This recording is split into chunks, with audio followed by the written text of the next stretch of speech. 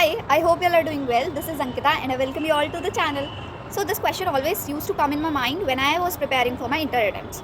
The question is that are 2 months enough for the preparation and to clear the exams? या फिर 40 दिन या 45 days में clear हो सकता है, सी इंटरमीडिएट में पास हो सकती है? हमेशा मेरे मन में आया करता था और मैं हमेशा इसको लेकर ना जाती थी और यूट्यूब पे सर्च करती थी कि क्या मैं पास हो जाऊँगी, क्या इतने दिन प्रिपरेशन के लिए वैलिड है, सही है, इसमें प्रिपरेशन हो सकता है। तो देखो, I am saying this with all my experience कि मैंने क्या किया और क्या मतलब मेरा क्या एक्सपीरियंस था कि 40 दिन में पास हो सकता है या नहीं। So I will give you the very honest and genuine answer of this question that yes हो सकते हैं डेफिनेटली।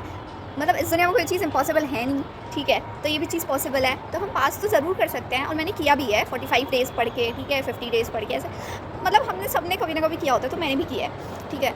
लेकिन द क्वेश्चन इज़ कि अगर कोई मुझसे पूछे कि क्या मैं स्क्रैच से पढ़ के पास हो सकता हूँ या हो सकती हूँ, तो देखो आई एम सॉरी टू से एब्सोल्युटली नो, ठीक है, नहीं हो सकते, नहीं हो सकते पास। कोई स्क्रैच से पढ़ के कहेगा कि मुझे पास होना है जान 26 में, तो नहीं हो सकता यार, नहीं हो सकता। कैसे? मैं मतलब देखो, मुझे पता है कि मेरे जैसे ही सारे बाकी एस्पिरेंट्स हैं, स्टूडेंट्स हैं, ठीक है, जैसे मैं हूँ वैसे ही है, कुछ बहुत टैलेंटेड होंगे नो डाउट, बट मोस्टली हम लोग होते हैं ना एवरेज स्टूडेंट काइंड ऑफ। तो भले ही हम स्कूल में कितना भी टॉपर रहे हो, सीए में आने के बाद एवरेज हो ही जाता है। तो देखो, मुझसे तो नहीं हुआ कि फ्रॉम स्क्रैच से मैं 40 दिन में पढ़ के क्लियर कर ली, लेकिन ये ज़रूर है कि मतलब पहले से पढ़ा हुआ है, ठीक है। पिछले अटेम्प्ट में फेल हो गई थी, लेकिन अब मुझे 40 दिन है मेरे पास, मुझे पढ़ के क्लियर करना है, तो my answer is yes, definitely you can clear it and no one can stop you from clearing this exam in this attempt, ठीक है। तो इस क्वेश्चन का आंसर आई होप आपको मिल गया होगा कि मुझसे 2-4 लोगों ने भी पूछा कि क्या हम क्लियर कर सकते हैं मतलब 40 डेज़ में, 45 डेज़ में, तो यस एब्सोल्युटली आप क्लियर कर सकते हैं, इसमें कोई दोहराई की बात नहीं है और कोई आपको रोक नहीं सकता। आप अच्छे से क्लियर कर लेंगे और अच्छे मार्क्स के साथ। बिकॉज जब मैंने जब मैंने मई 24 दिया था ग्रुप 1 का, तो मेरे पास अराउंड 45 डेज़ थे या फिर 40 डेज़ ही कह लो, मतलब 45 भी नहीं, आई गेस 40 डेज़, क्योंकि मैं तो वेट कर रही थी ना कि इलेक्शन के डेट्स आएंगे तो क्या पता सी एग्जाम्स पोस्टपोन्ड हो जाए। अगर किसी को याद हो, मई 24 में यही चल रहा था, ठीक है, इलेक्शन होने वाले थे तो, लेकिन ऐसा कुछ नहीं हुआ। सी के एग्जाम्स फिर भी उसी टाइम टेबल पे कंडक्ट होने वाले थे, ठीक है, जिन पे उनको पहले से करना था, और मेरे पास एग्जैक्टली 40 डेज़ ऑलमोस्ट बचे थे, ऑलमोस्ट 40 डेज़ के आसपास ही, या उससे कम मान लो, ज़्यादा तो बिल्कुल नहीं थे, and still I manage to pass that attempt definitely. तो मतलब आप भी कर सकते हो, बट ये चीज़ है कि प्लीज़ ये इस चीज़ पे तो मत जाना कि फ्रॉम स्क्रैच से कोई नहीं करता यार, फ्रॉम स्क्रैच से आप पास नहीं कर सकते कि पहली बार पढ़ रहे हो एंड यू आर थिंकिंग कि पास हो जाएंगे। लक एक अलग चीज़ है, लक अच्छा है तो आप डेफिनेटली कर लोगे, उसकी मैं बात नहीं करी। लेकिन अगर आप ऐसे बोल रहे हो कि नॉर्मल इंसान हार्ड वर्क से करना चाहे, तो नहीं है। देखो, 2 रिविजन मैक्सिमम मिनिमम चाहिए ही चाहिए, और अगर आपके पास थोड़ा सा टाइम है तो आप 3 कर लो, 3 तो बैर मिनिमम हो ही जाता है, मतलब 3 या 2 तो करके जाना ही है रिविजन, उसके बिना तो कुछ होता ही नहीं है। So I will suggest you and I will advise you all कि प्लीज़ अभी टाइम है, आपका 3 रिविजन आराम से हो जाएगा, तो आप 3 रिविजन कर लीजिए। एंड हाँ, यूट्यूब पे ये जाके सर्च मत करना कि अटेम्प्ट ईजी है या हार्ड है, सारे अटेम्प्ट एक जैसे होते हैं, नो हार्ड नो ईजी, ठीक है, सब एक जैसे होते हैं। और हम सबको पता है कि ICAI हर बार कोई ना कोई पेपर टफ बनाता है just to maintain that level, ठीक है, वो पासिंग परसेंटेज मेंटेन करने के लिए उसको वैसा पेपर बनाना ही पड़ता है।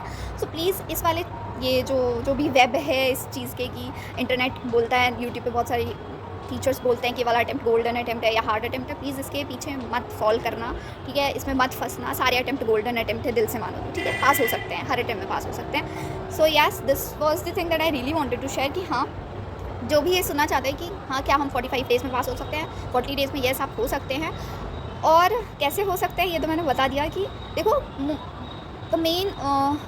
द मेन थिंग या फिर the main strategy to pass this exam is revision, multiple time revision. Practical subject में आपको जितनी प्रैक्टिस हो सके कीजिए, ठीक है। प्रैक्टिस करने के लिए आप PYQ, RTP, MTP यूज़ कीजिए, और मैंने कोई स्कैनर यूज़ नहीं किया था। जो भी मुझसे पूछे थे कि मैंने कोई स्कैनर यूज़ किया था, नहीं, मैंने कोई स्कैनर यूज़ नहीं किया है। मैंने PYQ, RTP, MTP यूज़ किए, जो मैं स्टार्टिंग से बोलती आ रही हूँ। और दूसरा कि अगर आपको PW के क्वेश्चंस मिल रहे होंगे उनके यूट्यूब चैनल पे थ्रू मैराथॉन्स, उन्होंने मैराथॉन्स डाले हैं तो वहाँ नोट्स होते होंगे, वो क्वेश्चंस मैंने प्रैक्टिस किए थे, तो आप वो कर लेना प्लीज़। आई मीन CA वाला के और PW CA वाला के, वहाँ पर उन्होंने मैराथॉन के नीचे अपने नोट्स डाले हुए हैं। So please do practice those notes, वो अच्छे हैं। तीसरा नितिन गुरु सर, हाँ, नितिन गुरु सर के भी क्वेश्चंस अच्छे हैं, आप उनको प्रैक्टिस कर लीजिए। इतने सारे क्वेश्चंस अवेलेबल है, मैंने सॉफ्ट कॉपी में ही काम चला लिया था, मुझे कोई हार्ड कॉपी परचेज़ करने की ज़रूरत नहीं पड़ी थी, और जो भी मुझे इंटरनेट पे अवेलेबल था मैंने उसका यूज़ किया, उसका फ़ायदा लिया, और मैंने इस तरीके से पास किया, ठीक है। तो मैंने कोई स्कैनर यूज़ नहीं किया था। मॉड्यूल कर लेना, module is important in costing as well. FM में मॉड्यूल नहीं की थी मैंने, और इनकम टैक्स में भी मॉड्यूल कर लेना, it is very important. And yes, please आपके पास बहुत क्वेश्चंस ऑलरेडी हैं, PYQ RTP MTP में ऑलरेडी बहुत क्वेश्चन है, उन्हीं को प्रैक्टिस कीजिए। और CA वाला पे ऑलरेडी नोट्स अपलोडेड है, मैंने उनको यूज़ किया था, दे आर वेरी हेल्पफुल, ठीक है। तो आप भी उनको यूज़ कीजिए। और नमित अरोड़ा सर के जो कॉस्टिंग के बूस्टर वाले क्वेश्चन है वो भी अच्छे हैं, बेसिक्स क्लियर करने के लिए अच्छे हैं, ठीक है, एक ओवरऑल आइडिया देने के लिए अच्छे हैं, प्रैक्टिस फर्स्ट टाइम रिविजन करने के लिए अच्छा है, तो please do consider them as well. और थ्योरी सब्जेक्ट में देखो, थ्योरी सब्जेक्ट में तो क्वेश्चन देखो, फिर उसके बाद चैप्टर पढ़ो, ठीक है, चैप्टर आप 3-4 बार रीड करो, इसी तरह हो सकता है। तो मल्टीपल टाइम रिविजन चाहिए होते हैं थ्योरी सब्जेक्ट में, मतलब रीड करने के लिए, ताकि वो कीवर्ड्स हमारे दिमाग में सेटल हो जाए।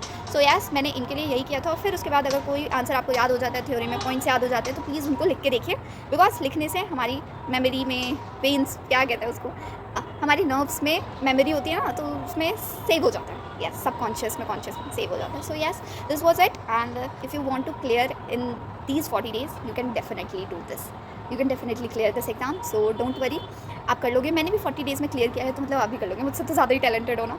सो yes, this was it, thank you for watching, मिलते हैं नेक्स्ट वीडियो में, तब तक के लिए बाय बाय, टेक केयर।